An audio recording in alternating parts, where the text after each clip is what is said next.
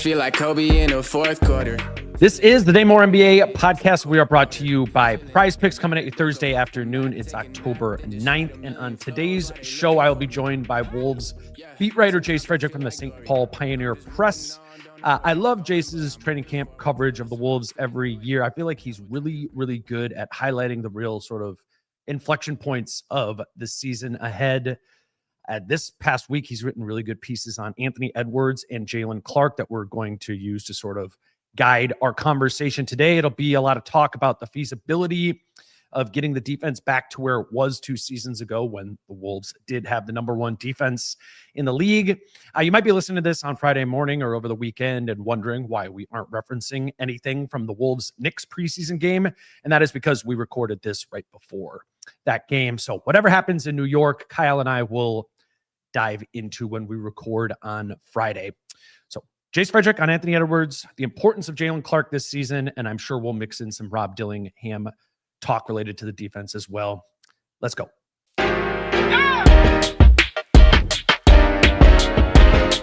Hey, yeah.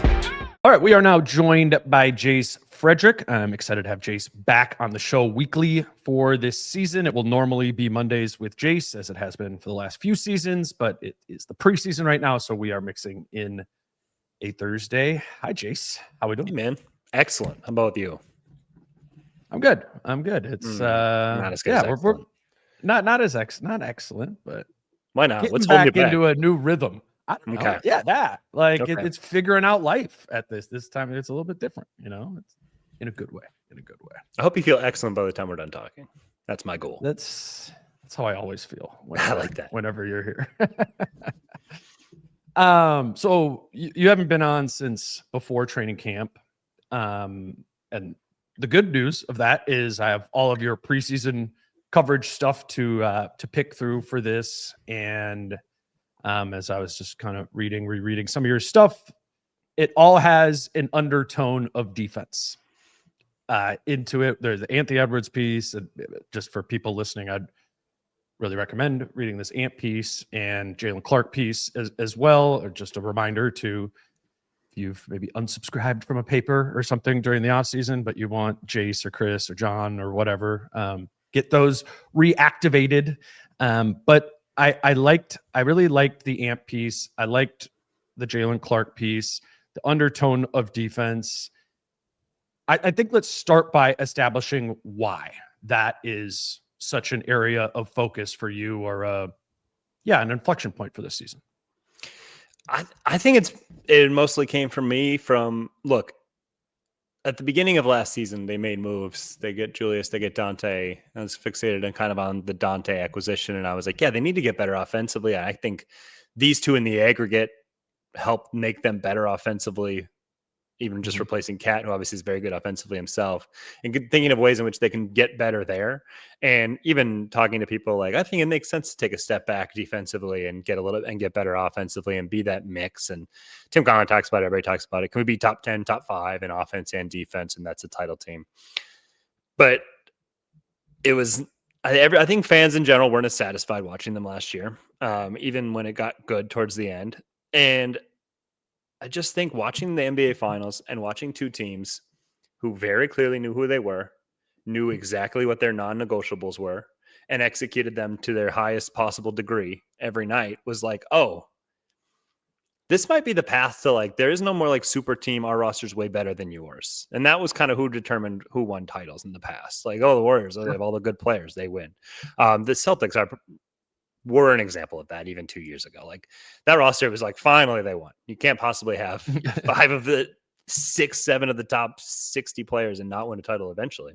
But this was like, as Rick Carlos said, it's a try-hard league now. Like, there's so much talent so spread out. It's like, who can commit themselves to something and truly have something that they know, like, that is the backbone of their team, and execute it to get something that's greater than the sum of their parts. And watching Minnesota last year, it just never felt like they had that. And 2 years ago, it did. And we can talk about like late game offensive execution, all this stuff, incremental offensive improvements. I just feel like they kind of are who they're going to be on that end of the court. And I really do feel like the closest they were to a championship was 2 years ago. No offense to last year's team, but they literally got a free pass through the second round. And then they got destroyed in the West Finals. in 3 of the games. At So least you said no offense. So that no offense, you literally got a free pass. So I just think that if this team is going to actually contend for something and be the best version of itself, I don't see how it's not defensive. And even Tim Connolly said this in June when I asked him. I was like, we see like Tyrese Halliburton, we see like the identity of his team. What's the identity of an Ant team? And I think he said like toughness and determination or something to that effect, and competitive. And to me, that just reeks of like, especially on the defensive end, bringing that. And that's where you set the tone for all of that. So I don't see how they can be the best version of themselves if they don't get at least somewhere in the same realm of where they were defensively 2 years ago, where it was like, it's really hard to play against this team. And that's, I think, where like something's going bad in the playoffs. Like I mentioned this before, they just folded in Oklahoma City every time it got bad. Where 2 years ago in Denver, when it was going the worst it could possibly go, then they just absolutely clamped down the Nuggets to come back in that game because they had something they could hang their hat on. And I just don't know if it's like we're the 6th best offense and the 7th best defense. And sometimes we do this, sometimes we do this, and sometimes we defend, and sometimes we don't. What you can hang your hat on. So I don't see how that, I think identity is kind of the new way forward in the NBA with these rosters being a little bit more balanced out. And I don't know how Minnesota's could be anything but a really good defensive team with a lot of guys who can get after you because your best player can lead the charge on that and can fit into that. And I just think that is the clearest path forward to them because they can even draw back on it. They were it not that long ago. Right. I think getting back to that is the simplest solution for them. Yeah, I want to start with their best player because Ant as a two-way superstar becoming that is obviously a needle mover, but more globally about this team defensively compared to the team 2 years ago, there are personnel changes that they've gone through since then. They do not have the same caliber or maybe volume of high quality defenders. And we'll get into that with Clark, which is another thing you wrote about why he's important in that way. But if we start from the baseline of they do not have as many or as good of defensive personnel as they did 2 seasons ago, yet it is still important to be close to that good defensively. It needs to come from somewhere that is currently on the roster. And Anthony Edwards was 22 years old 2 seasons ago for that team. He's 24 years old right now. And that implies an ability to be better than he was two seasons ago. We saw him as a 23-year-old take a huge offensive leap.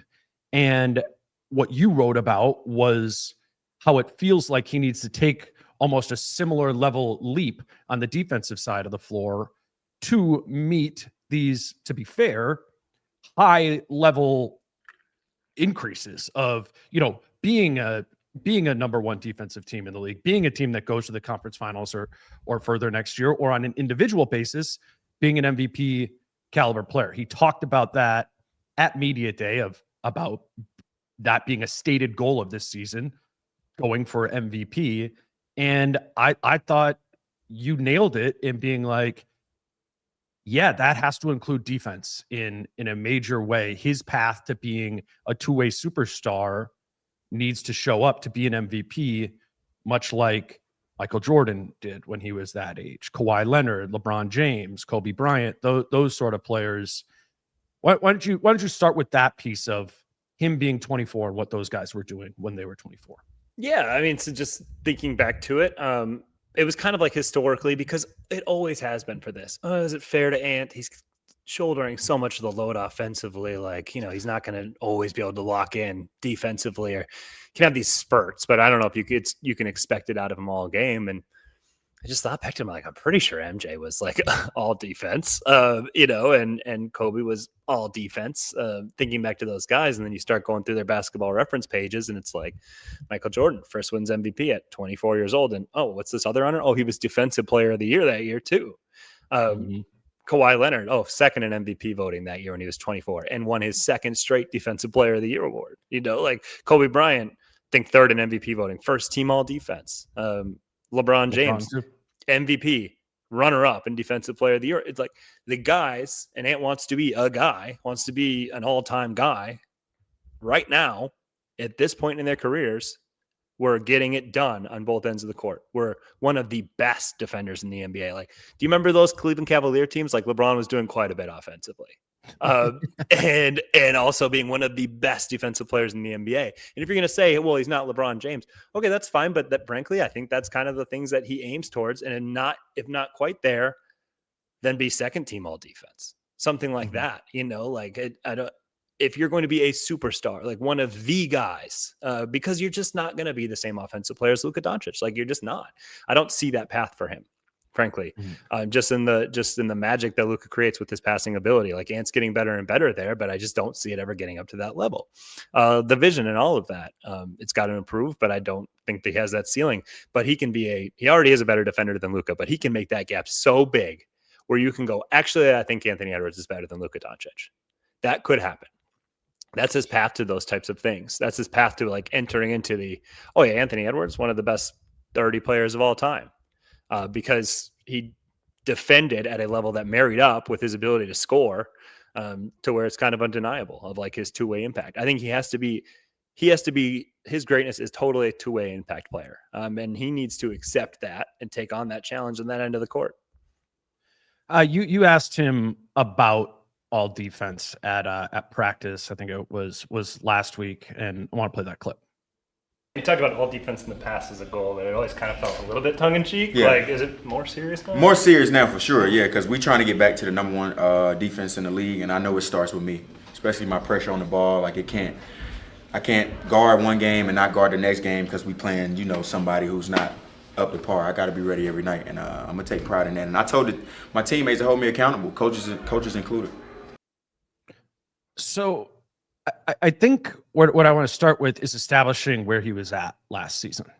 Like, how far do you think the journey from the defender he was a season ago to that at all defense caliber, or, if he's going to make all defensive team if he has a really good year, because he's going to get the votes. So how big of a gap do you see that to be?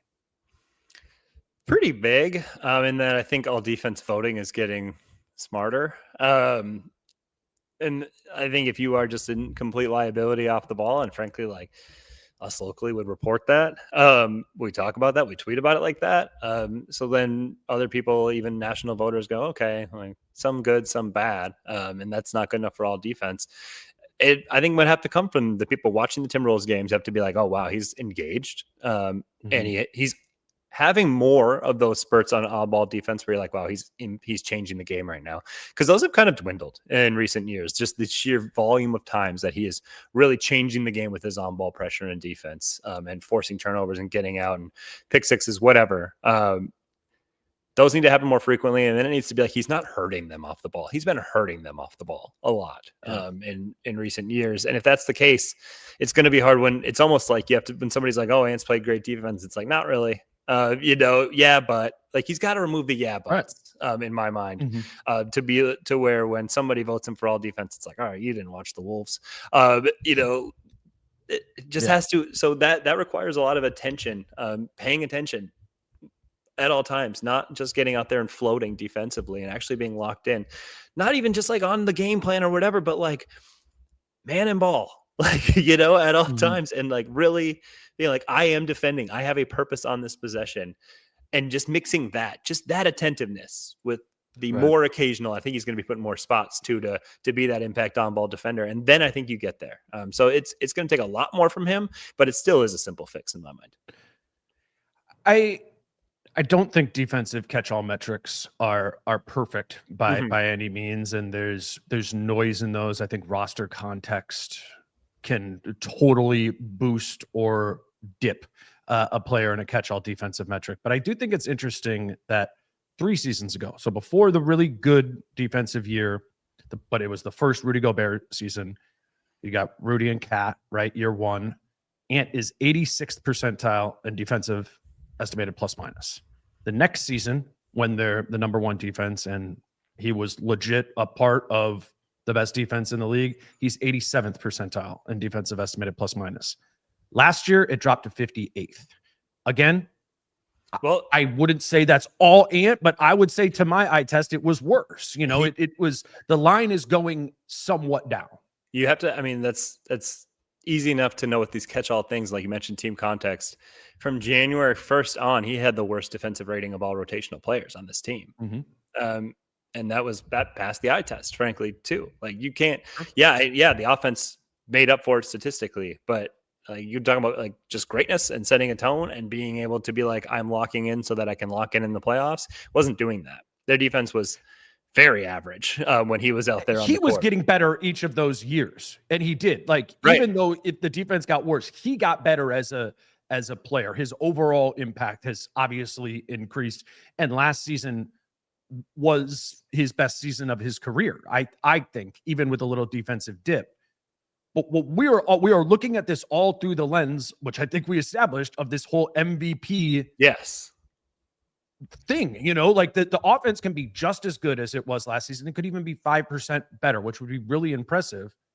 It still doesn't get you into the MVP conversation and everything that comes with the MVP conversation of being a top seed, being a team that really feels like it can go win the championship, unless this levels up as well, or at least, gets back up to those levels that was 3 seasons ago.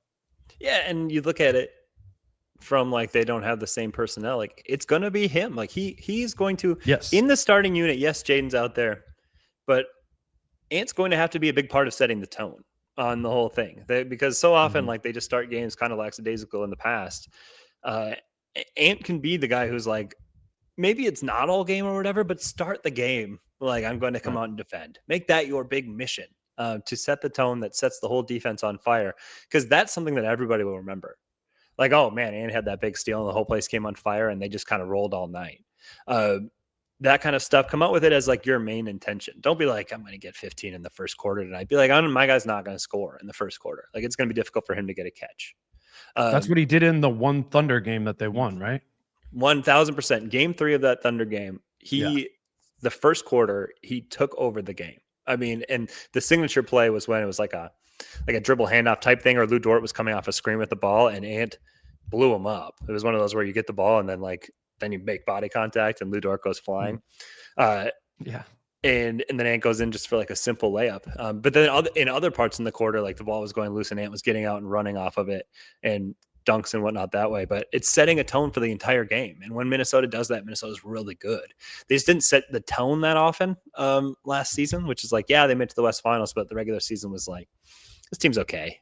And if you actually want to win a championship, it looks more and more every year like you need to be like the dominant team in the NBA or one of.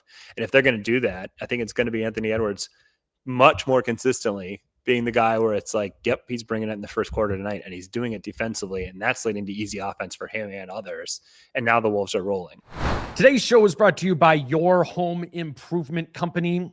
And we know there are a chunk of you out there who are trying to get a home improvement project done this fall before the snow and the winter comes. And we would love it if you made Your Home Improvement Company your answer to that project. They are offering that buy 2 windows, get 2 windows free deal and 30% off deal on bathroom renovations through us.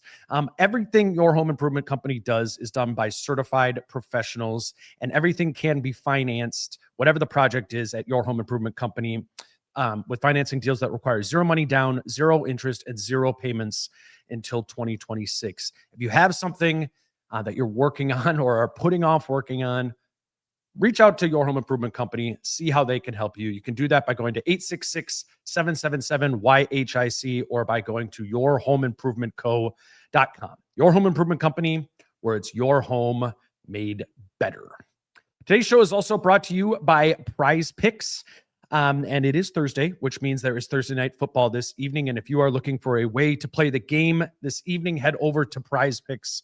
I was looking this morning and I saw 2 picks I liked. It was even on Jalen Hurts to be more than or less than a rushing or receiving touchdown.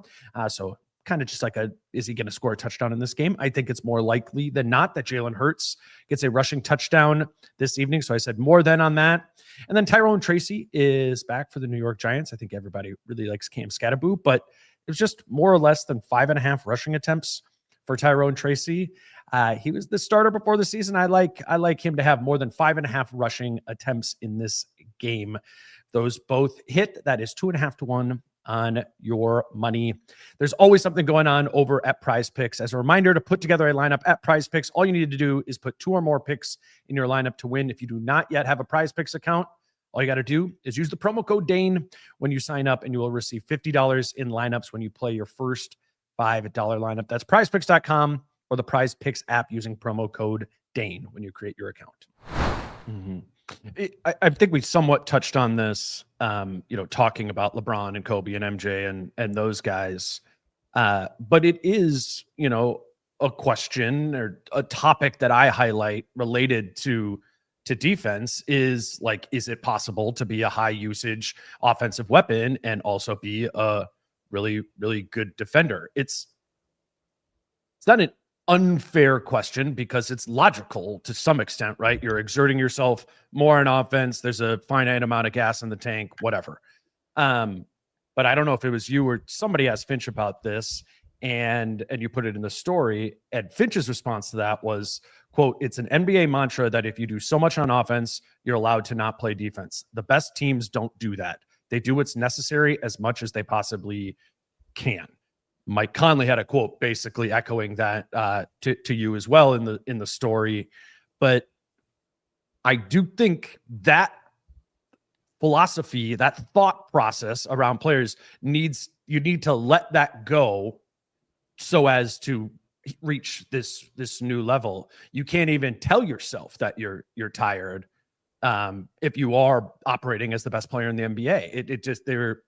Even if you are, you need to overcome that from a getting in shape standpoint. Like, it is a non-negotiable for him to be an MVP player, to not be a guy who has to greatly, downshift or upshift gears. I hear what you're saying of, start the game and finish the game. I think maybe that's a good place to start. Establish a defensive thing and close it. But to get to this high level that we're talking about, it does need to be relatively flat from a consistency of defense standpoint. I agree with Finch there, and I think we're seeing more players do that now around the league with a little bit of flexibility there. You don't need to be Lou Dort on defense and Luka Doncic on offense, but there's something closer than what Ant has been doing. That's what I'm talking about, is the first few minutes of the game. Can you be Lou Dort for 2 minutes? That kind of thing. And then settle into paying attention, being where you're supposed to be, doing what you're supposed to do, executing the game plan in the rest of the game. Jason Tatum's done it for a long time now. He's been they've got a talented roster and they've got other scorers, but he's been the engine of their offense, and also very frequently guarded the other team's best player, especially when they're a certain size, especially when they outsize Drew Holiday, or taking on matchups that don't make a lot of sense for him because he's just their best fit for it, while being the primary creator of their entire offense. Guys do it. Guys do it all the time. Right. It is what it is. It's what you would have done growing up. So it's what you should do now, because that's what makes your team the best possible. I do think having Jaden there has almost been like a crutch. If Jaden's got this and my guy's not that good, it's but if your guy's not that good, then your guy should never score, right. and not have you just fall asleep because you're watching Jaden defend and then your guy moved 3 feet and you didn't see him, and then your guy just catches a wide open. A lot of those star guys that we're talking about had a main point of attack guy. I mean, I'm younger when MJ and Kobe and those guys are playing, but how I envision it, a lot of those guys is being off-ball weapons. Yes. A dangerous free safety. Right. Not a guy who's off the ball and catching his breath or waiting for the next offensive possession. Be engaged. And I see him do those things. Look for opportunities. Do those things. Yes. It's possible. He has the ability to do all these things he can. It is just about the doing it over and over again.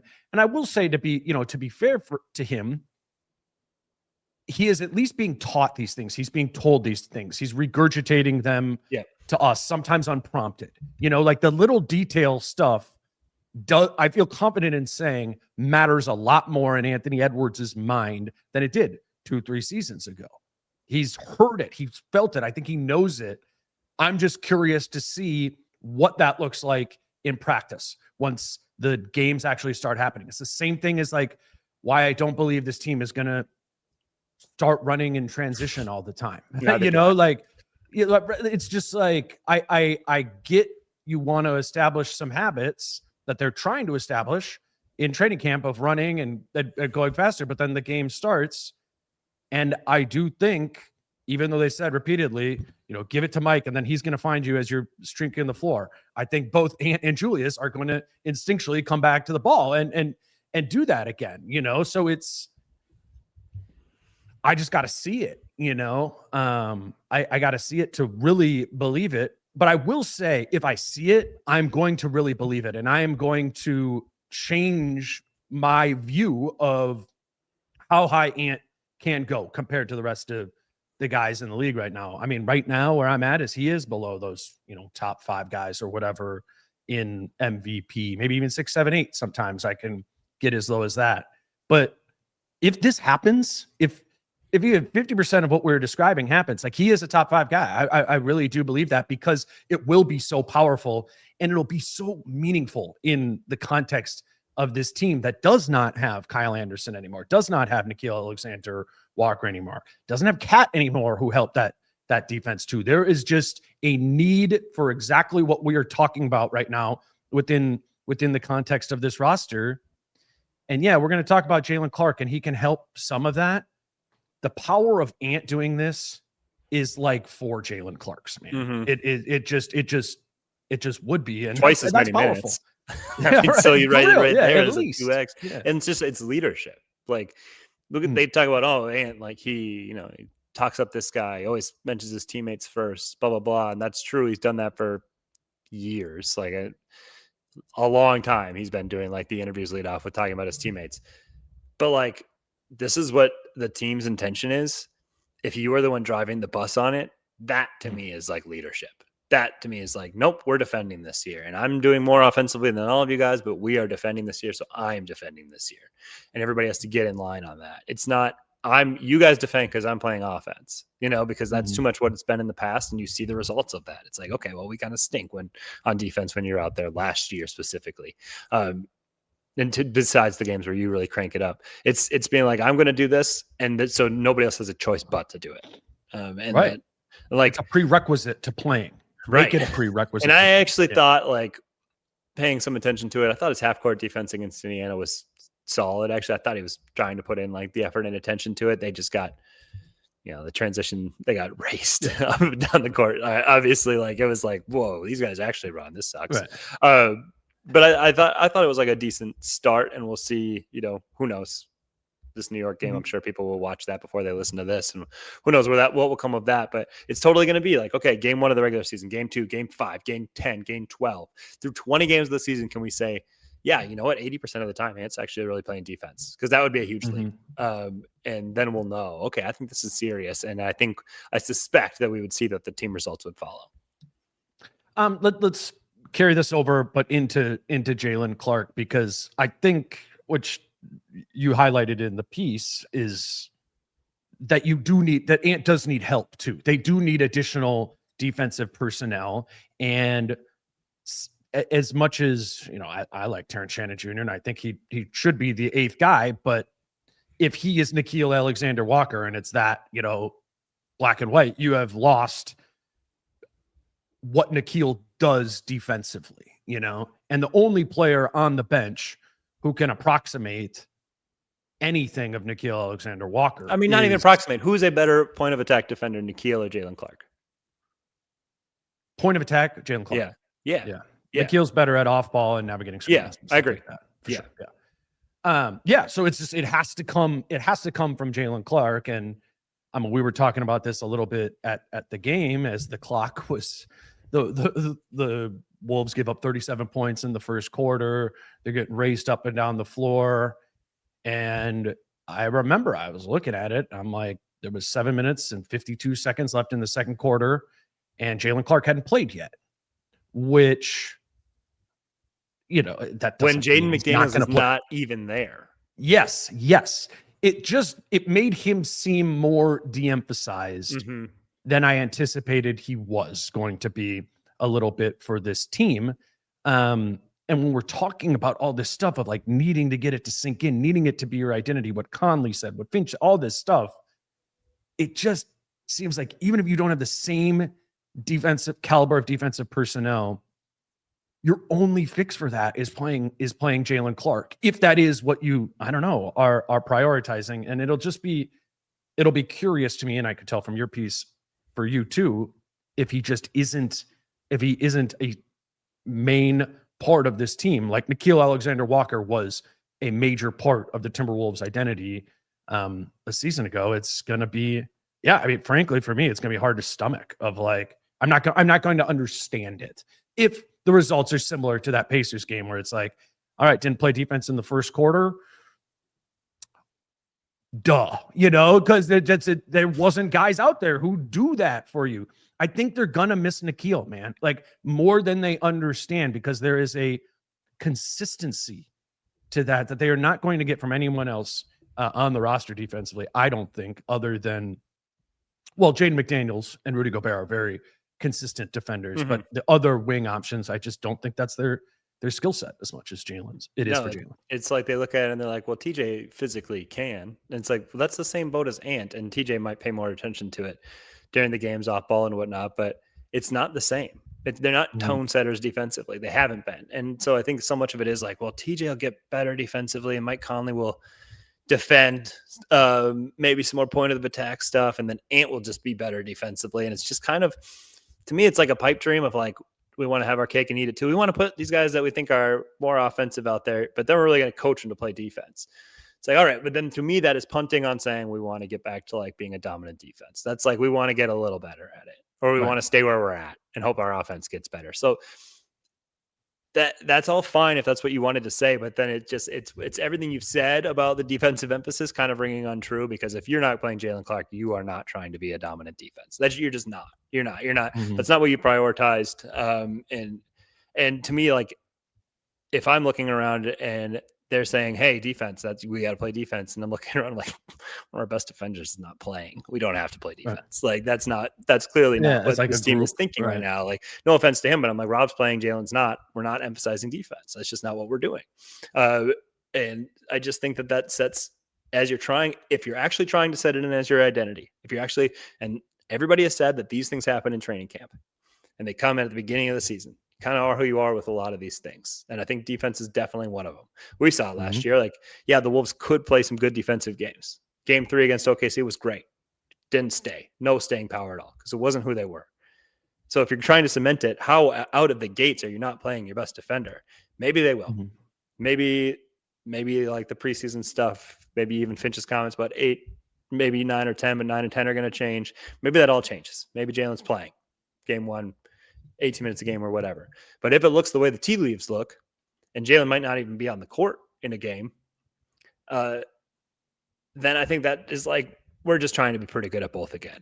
To which just always goes back to my point of, but what are you then when things get hard? What do you rely on when things get hard? And shot making, because that was pretty much it last year. And Julius hitting some shots where you're like, wow, we won that game. Which still exists. Like, you still have that. You can do that and be defense. Nobody's saying take Ant and Julius off the court so you can be better at defense. Nobody's saying that. But like, just the idea of how are you forming your identity? I think Ant defends better when Jaylen Clark's on the court. I mean, and part of it's because like less responsibility, but part of it's like, Jesus, look at what this dude's doing. I should do some of that. And as much as you want him to be a leader on that end, it's still not his natural state. He's trying to get himself there. It would almost be help to have somebody else who's boosting him in that direction to where it becomes more and more the norm, instead of going out there for a first quarter and getting raced by 37 and falling back into the old norm.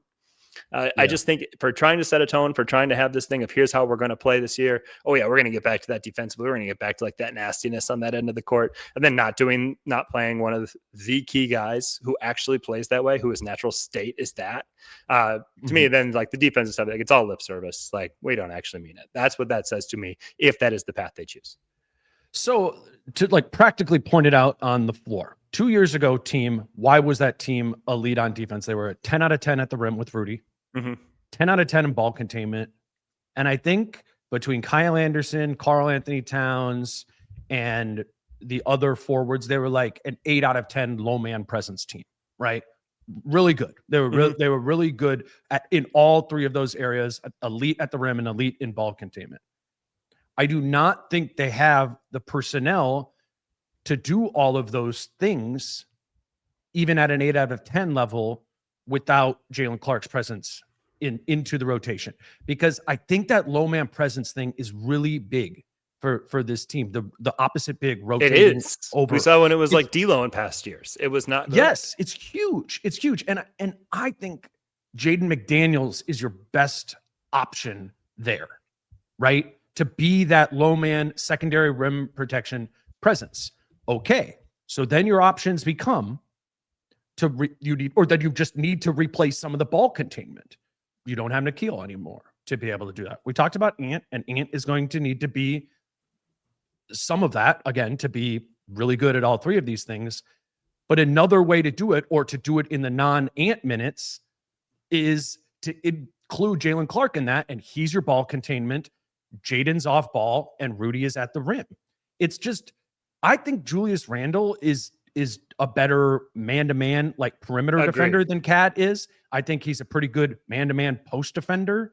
In that way. He doesn't have the same instincts as a low man presence, and he doesn't frankly have like the size and length and burst. It's not. I've actually been impressed with Julius Randle as a defender since he got here. It's not that though. It's not that stuff. So you need to like get that strike one, strike two, and strike three. And what I'm struggling with to see right now, to be fair, a very like theoretical vision of this team, is how you get all three of those things without the consistent presence of Jaylen Clark in the rotation here. Or Ant. I mean, or it just needs to be Ant has totally shifted and he can do that all the time. That's hard for me to believe in when I have not seen him be, even on that team 2 years ago, an extremely consistent defender. So maybe it's too simplistic, but it seems like a prerequisite to me that Jaylen Clark or somebody needs to step in and provide you ball containment so Jaden McDaniels doesn't have to do it 100% of the time. I agree with everything you said. I think that's all true. And then just a couple more things. Like Jaylen does make those disruptive plays, like not even just containing the ball, not being like you have nowhere to go, but like backcourt disruption, like seeing just opportunistic defense, like, running into people's heads. And I frankly put my hand, I think if they challenge that, they would win it. Like, Delon Wright, like you're bleeding from your head, but that was incidental contact because he got the ball first. Like, I really think they would have won. But like those types of plays that not everybody is looking for, and Jaylen is always sniffing out. And they always talk about, oh, he's really good on the ball. Well, that was an off ball thing there where he's looking for those types of plays that are free points the other way, that are then in that way fixing some of your offensive issues. If you score 4 more points because you stole 2 buckets, that's massive for your offensive rating. All of a sudden now you're like, oh, well, we were 12th in offense. Now we're 4th because that's 4 more points. Things like that, where offensively, even like the guy hit threes, even if that goes down, but just off of what we saw last year, like he hit open threes at a pretty high rate and is like your best cutter, one of your best cutters on the team. Like, but just back to the defense, like doing all that stuff. And if he's not playing, and if that means that Rob is playing, like now Rob is somebody that not like you're taking one of your good defenders off the court, you're putting somebody on that you kind of have to totally adapt for. Because the ball contain is going to be such an issue there, as we saw against Indiana, even against guys who you didn't think it would be an issue against. Now everything really breaks down, physically outmatched, and it is what it is. That is what it is. Like, so if that's the identity that you're going for, then that becomes a tough fit. And so that's why, in my mind, the rotation will determine the identity that they're even shooting for. And otherwise, I think it's going to be like, yeah, we know defense isn't our identity. We're just telling these guys it is so it can be the best it can possibly be. We know it can't be, what we say it's going to be, because we're just trying to make the best do of it. We think pounding in their head that we're going to be this defensive team is the best way to do it. But I'll know from who they put on the court. I think we all will. I do want to talk about the offensive part of Jaylen Clark's game a little bit, which is, it's pretty simply distilled down. It's like, can you make your catch and shoot threes, and can you cut there? And people are going to look at the 43% as a bit of an aberration, and I think that's fair. And I think people will also cite nobody knew Jaylen Clark from whoever a season ago and had no idea which way to play him or any of those sort of things. I get Jaylen Clark could be a significantly worse offensive player this season than what we saw in that small sample size. Kind of, but just to get to the on that, he's not going to be on the scouting report anyway. Yeah, He's yeah, going to yeah. be the ninth guy. I'm just saying, if you're looking at duplicating 43% and just what some of his overall offensive impact was just call it small sample size. Yep. That just some greater variance brings that down. Dude, look at the rest of the Western Conference. Almost every team has a Jaylen Clark in the rotation. Many of them in their starting lineup. Like, obviously, OKC has 2 in Lou Dort, but they bring Alex Caruso off the bench. What did Memphis do last season with Jalen Wells? They just said he is Jaylen Clark, and they just said we're starting him. And he started the undrafted player, and he was great. A little bit different of a, not all perimeter defenders are created. I was actually watching their game last night because they were playing the Celtics, and I wanted to see Garza and Minot. So I was watching Jalen Wells, thinking about this a little bit. But they're like, yeah, we're just going to do that because Jalen Wells is bankable defensively at X, Y, and Z. Chris Dunn on the Clippers last year started the whole time. Was he one of the 5 most talented players on the Clippers last season? Hell no. But he gave them a consistent defensive presence, which for that Clippers team, Jeff Van Gundy comes in, and that team was all about what we're talking about, creating a defensive identity. And their answer was, a big part of their answer was, Chris Dunn is at the point of attack all the time. Tumani Kamara in Portland, Gary Payton for the Warriors, Jose Alvarado for the Pelicans, Ryan Dunn for the Suns, Keon Ellis for the Sacramento Kings. Pretty much every team plays a Jaylen Clark, and a lot of those teams choose to start one as their, 5th starter or whatever. I think it's what you were talking about with Carlisle and Oklahoma City and stuff. This is a shift in prioritizing defense and being willing to make a sacrifice on one side of the ball so as to play a player who embodies that. It's everything you wrote in the article. I'm just saying, I was thinking about it today. I'm like, teams are already doing it. Like half the league, that's like almost the whole Western Conference. I didn't even go through the rest of them. Like teams are playing Jaylen Clarks because they are finding a value in it to their defense. And just because you do have Jaden McDaniels, who is as good as it gets at the point of attack for my money, and Rudy Gobert, I think is the best rim protector in the league still, it makes it seem expendable, like, oh, we don't need that because we have this. And I'm just entering the season thinking I think they need this. I think they need this because they don't have Nikhil. They don't have Kyle Anderson anymore. Like, where is it going to come from if not Jaylen Clark? Because your options are Terrence Shannon Jr. and Rob Dillingham. Right? But what else? Yeah. Or better Mike Conley? Let's lean more on Mike. Like that just to me on that end of the court. That to me makes no sense. If you want to say like he's our best chaser or whatever, sure. Like you can do that every few games when that's required. It's not required that often. There aren't that many guys who do it well. Yeah. Like you said with the McDaniels Gobert thing, like, okay, I see it. Like, yep, get it. It's the most obvious Rudy's off the court solution in the world to me to go, we're going to put Jaden in a position where he is a low man very consistently when Rudy's off the court. And Jaylen Clark's going to be our point of attack defender. And I think that solves a lot of issues. Nas at the 5 or Julius at the 5. Yeah, and it doesn't matter. I mean, Jaden can still be the 3. Julius and Nas can still be out there. And then Jaylen and whoever else, no point guard, whatever. Julius is the point guard in those minutes. That's fine. It's like Jaden and Jaylen would be a defensive combination that I think would cover up a lot of the things that they have issues with when Rudy's not out there. And that to me is how you'd be like, that's how we're going to play 48 minutes of defense this year. And that's how we're actually going to be an elite defensive team. All they talked about in campus, how do we defend without Rudy? It's like, it's Jaylen and Jaden. To me, that just is very clear that it's Jaylen and Jaden out there together, letting Jaden take over some of those Rudy, like low man responsibilities, obviously in a different form, and not losing anything at the point of attack while doing it. This show is brought to you by BetterHelp, and October 10th is World Mental Health Day, and BetterHelp's therapists have helped over 5 million people worldwide on their mental health journeys. That's millions of stories, millions of journeys, and behind every one is a therapist who showed up, listened, and helped someone take a step forward.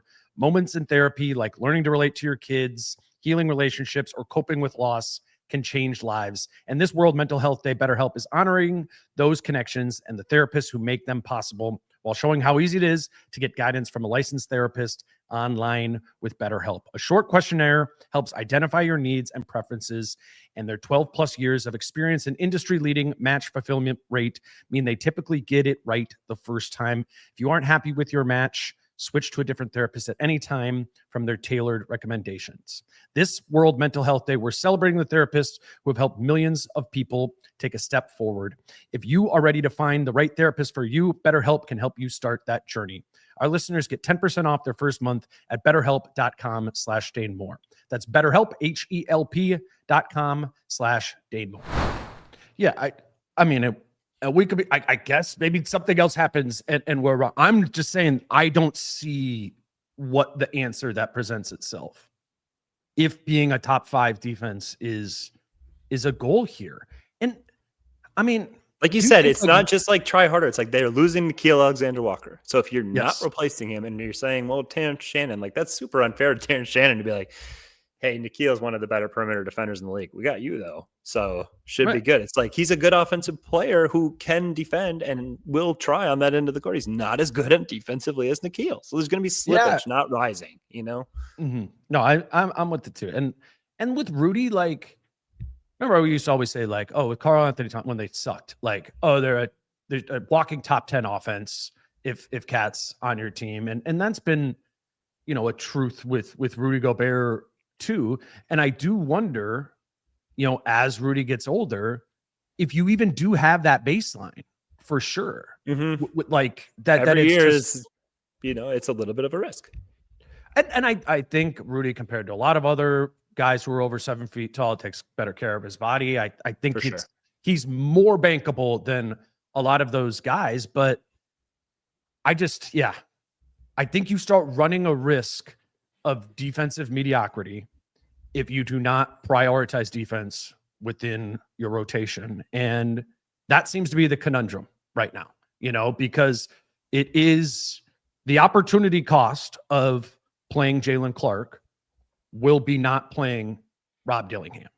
I don't see how you can't be playing both of them, you know, at least for a substantial piece. So I am weighing that in my head in this whole process too, of asking the question of like, can you fit Rob Dillingham into a defensive identity at 20 years old?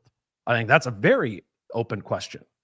So if you just flatly choose 18 minutes of night of Rob Dillingham and Jaylen Clark out of the rotation, what is all this defensive identity talk? Because, and what is the identity if it's not defense?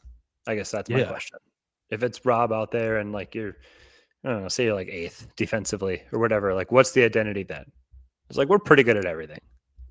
Right. And I do think it'll be hard to be elite if they lean into offense, you know, just kind of simply because they're not outside of Ant, like a high volume 3-point shooting team or even creating, you know, no, with Julius, they created, you know, more threes, but like, are they going to get to if you let go of some defense, are you going to become a better 3-point shooting team? Are you going to move the ball better? Are you going to get to the free throw line more? I mean, yeah, I think they'll do some of that, but is it will that make up for what you've lost defensively? And I don't know. I've just heard for 3 years, defense.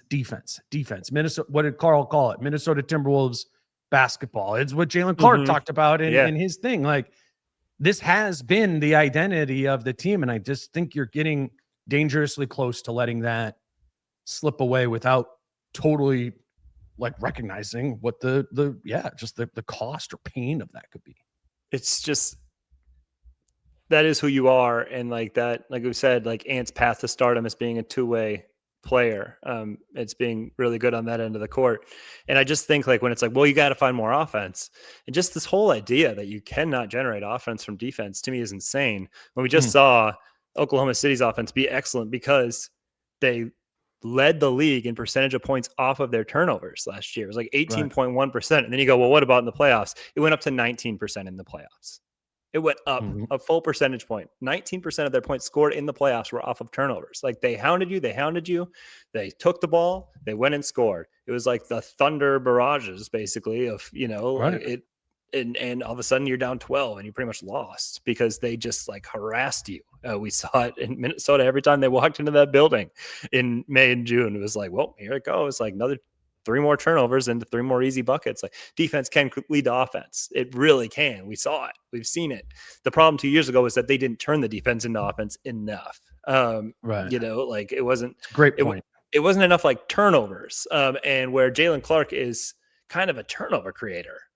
As we've seen many times now, and we saw again even just on Tuesday. So his defense does lead to more offense, and I think I think he's fixing the problems that you think he creates. And it's going to be. I think you're right. You're just gonna have a hard time seeing it. Like, why are they doing this if he's not playing? That's where I'm gonna be at. Is I don't get it. I don't get why you were selling us then.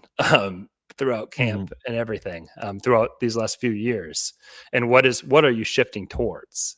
Maybe that should have been more of the training camp message if you are going that route. Again, we'll see. Maybe they won't. Maybe they will be like, yep. No, you know what? Preseason, we're just playing around with some things.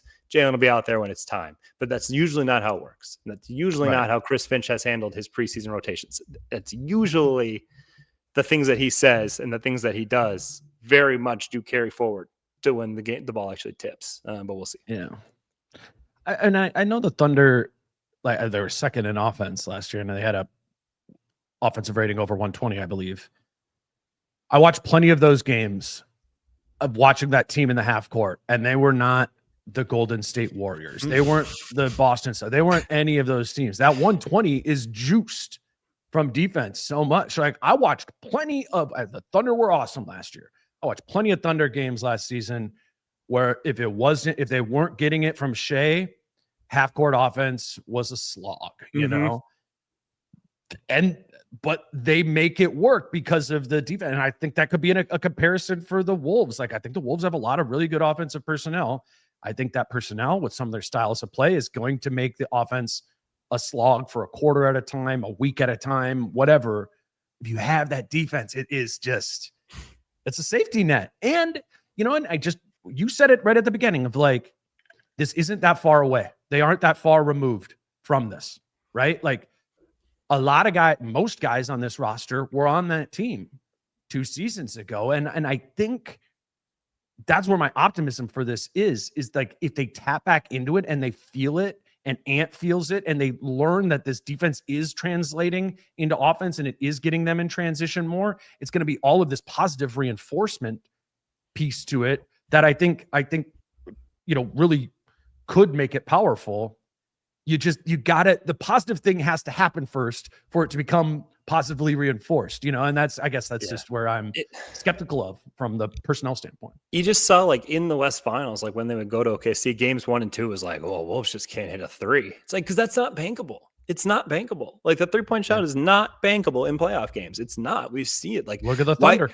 Look at the Thunder. Yes. Look at the Thunder. Look at the Celtics. Everybody likes to be like, well, that was a climb. They had to learn how. It's like, no, they were like this 3-point team where it would just dry up. And finally, if you're honest about it, they went through a year where there weren't really any challengers. Everybody they played against did get hurt. I mean, there was no challenge where there was even the opportunity to freeze up. But again and again, year after year, where you'd be like, I think the Celtics have the best roster. Nope, blew it. I think the Celtics have the best roster. Nope, blew it. 3-point shooting comes and goes in the playoffs, especially comes and goes on the road in these hostile environments where it's just a little bit off. Dante, a little bit off. Nas, a little bit off. And where defensively is a thing where it's like, we can still do that. We can still do that. Yes. Yeah. And because that nothing about the environment has to affect that. And so like if I was Minnesota, I'd be like, well, what's the thing that we know we can lean on? Let's get into that versus being like, let's try to develop these other things and hope they hold up when the pressure hits its highest. And you said it, like they have been saying this. This is what every coach that we've talked to and player that we've interviewed here in training camp has been saying that still is the identity. I know there's been plenty of other seasons we've covered this team where the personnel changes and it shifts to, you know, that was the Cat and D'Lo team. They're like, well, okay, well now we're aiming for, you know, a top 5 offense and more of like 15th defense. Like they don't have to do that. This personnel, they will only put themselves into that box if they don't play defensive personnel. And it just all lines up for what I think is just the big conundrum going on right now, which is Rob Dillingham, Terrence Shannon Jr., and Jaylen Clark wanting to play all of them because they do all three give you real needs, right? But there's just not that much. There's just not that much to give them there. And I know we're hyping Jaylen Clark here.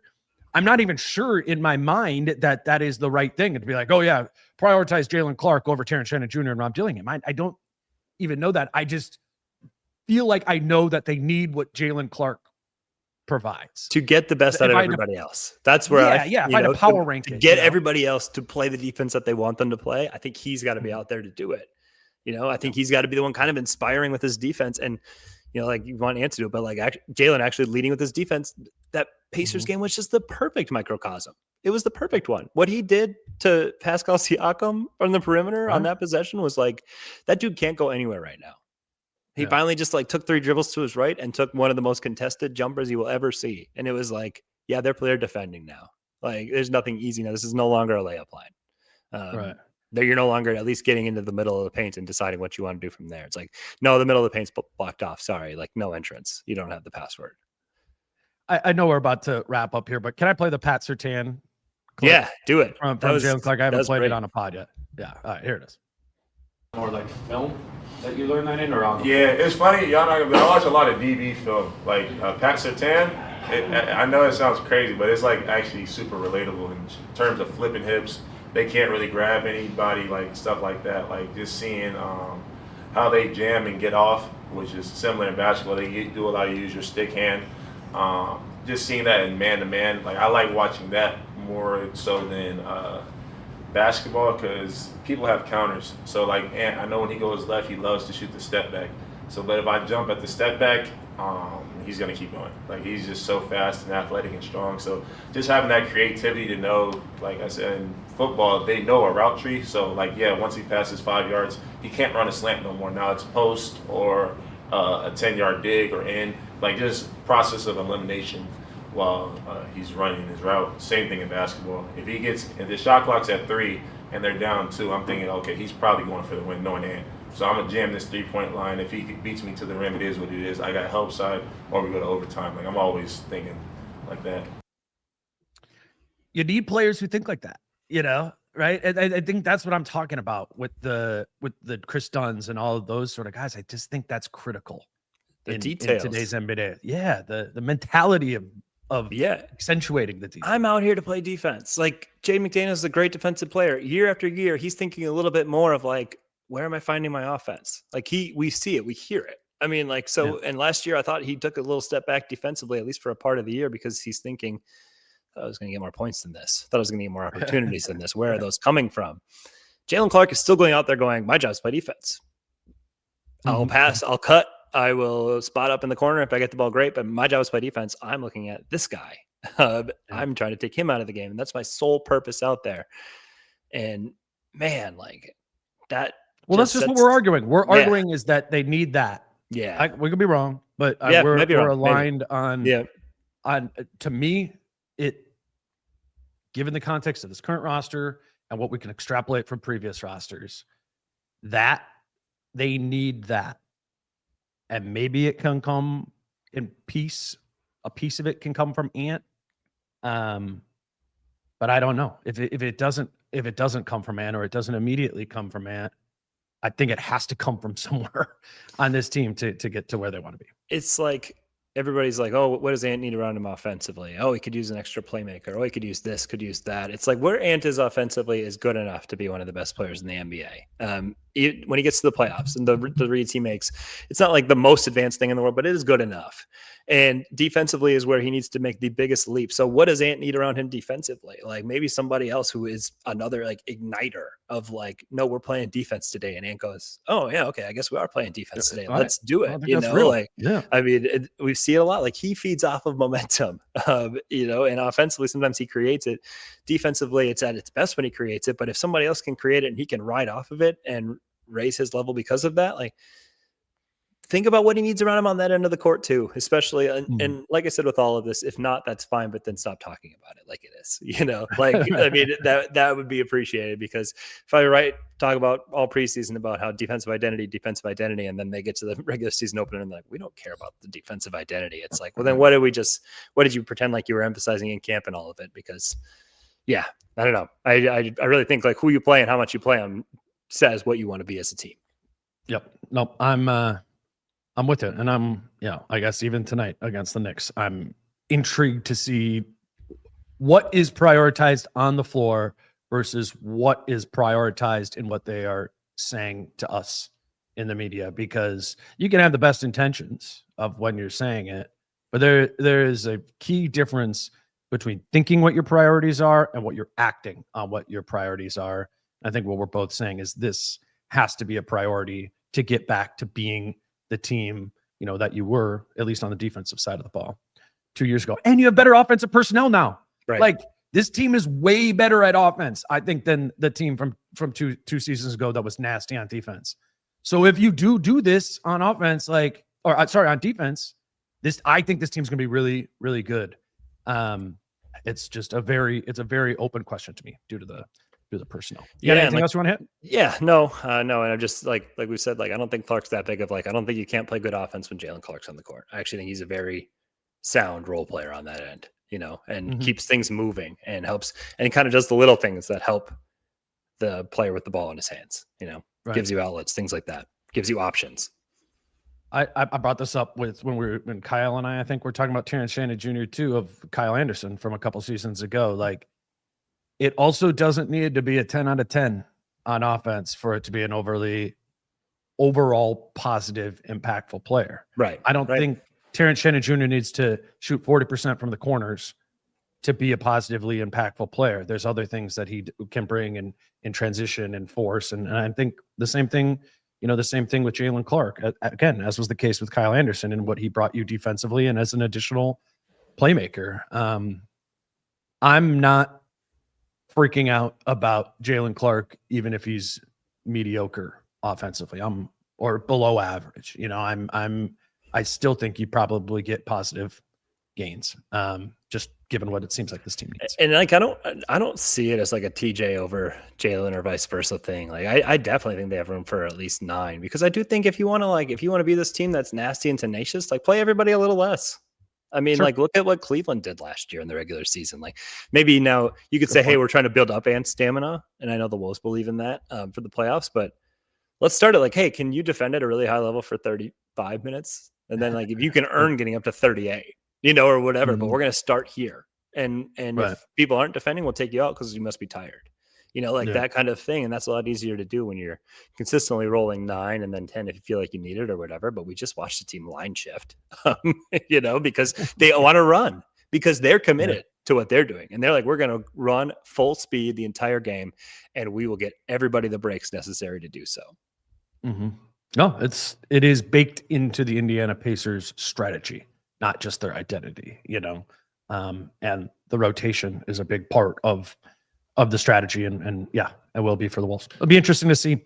Wolves play the Knicks for their 3rd preseason game this evening. We'll see who plays and what all even goes into that game. Kyle and I will talk about that on Friday morning, and and we'll move from there.